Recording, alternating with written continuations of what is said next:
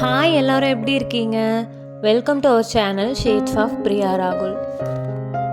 நம்ம இன்னைக்கு 10 to 15 மினிட்ஸ்க்கு உள்ள எல்லா பேச்சுலர்ஸும் ஈஸியாக செய்யக்கூடிய ஒரு மஷ்ரூம் பிரியாணி ரெசிபி தாங்க பார்க்க போகிறோம். வீடியோக்குள்ளே போகிறதுக்கு முன்னாடி நம்ம சேனலை சப்ஸ்கிரைப் பண்ணாதவங்க மறக்காமல் சப்ஸ்கிரைப் பண்ணிக்கோங்க.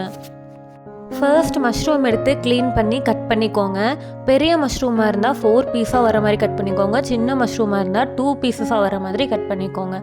மஷ்ரூம் ரொம்ப சின்னதாக கட் பண்ணிங்கன்னா பிரியாணிக்கு போடுறதுக்கு நல்லா இருக்காது.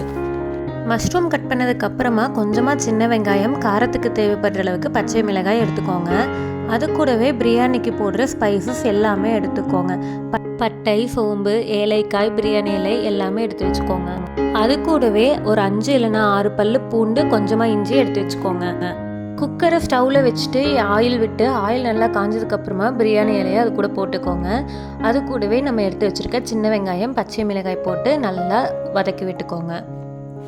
வெங்காயம் வதங்கினதுக்கு அப்புறமா 2 தக்காளியை சின்ன சின்னதாக கட் பண்ணி அது கூட ஆட் பண்ணிக்கோங்க. தக்காளி நல்லா மசிஞ்சு வர அளவுக்கு நல்லா வதக்கி விட்டுக்கோங்க. தக்காளி நல்லா வதங்கினதுக்கு அப்புறமா நம்ம ஆல்ரெடி எடுத்து வச்சுருக்க ஸ்பைசஸ், அதாவது பட்டை, சோம்பு இதெல்லாம் எடுத்து வச்சுருக்கோம் இல்லைங்களா, அது கூடவே நம்ம எடுத்து வச்சுருக்க இஞ்சி பூண்டு எல்லாத்தையுமே மிக்ஸி ஜாரில் போட்டு நல்லா அரைச்சி தக்காளி வதங்கினதுக்கப்புறமா இந்த குக்கரில் போட்டு நல்லா மிக்ஸ் பண்ணி விட்டுக்கோங்க. அது கூடவே பிரியாணி பேஸ்ட்டும் ஆட் பண்ணிக்கோங்க. நான் யூஸ் பண்ண பிரியாணி பேஸ்ட்டோட டீட்டெயில்ஸ் எல்லாமே டிஸ்கிரிப்ஷனில் மென்ஷன் பண்ணுறேன், செக் பண்ணிக்கோங்க. பிரியாணி பேஸ்ட் ஆட் பண்ணதுக்கு அப்புறமா மஞ்சள் தூள் கொஞ்சமாக ஆட் பண்ணி நல்லா மிக்ஸ் பண்ணி விட்டுக்கோங்க. இது பச்சை வாசனை போகிற வரைக்கும் இதே மாதிரி ஸ்டவ்வில் விடுங்க. நல்லா வதங்கினதுக்கு அப்புறமா நம்ம ஆல்ரெடி எடுத்து வச்சிருக்க மஷ்ரூமை இது கூட ஆட் பண்ணிக்கலாங்க.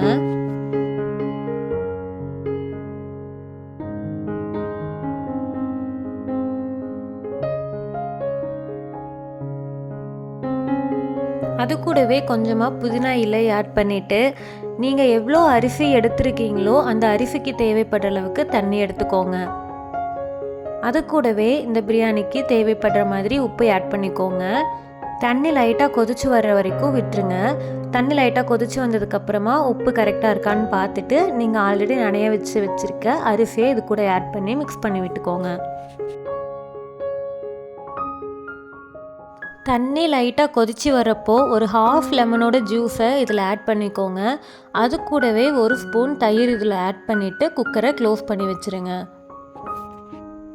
விசில் வந்ததுக்கப்புறமா குக்கரை ஓப்பன் பண்ணி பாருங்கள். நம்மளோட டேஸ்டியான மஷ்ரூம் பிரியாணி ரெடியாக இருக்கும்.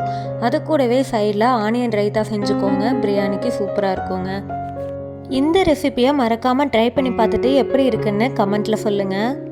இதே மாதிரி நிறைய இன்ட்ரெஸ்டிங்கான வீடியோஸ் பார்க்குறதுக்கு நம்ம சேனலை மறக்காமல் சப்ஸ்கிரைப் பண்ணிக்கோங்க. தேங்க்ஸ் ஃபார் வாட்சிங்.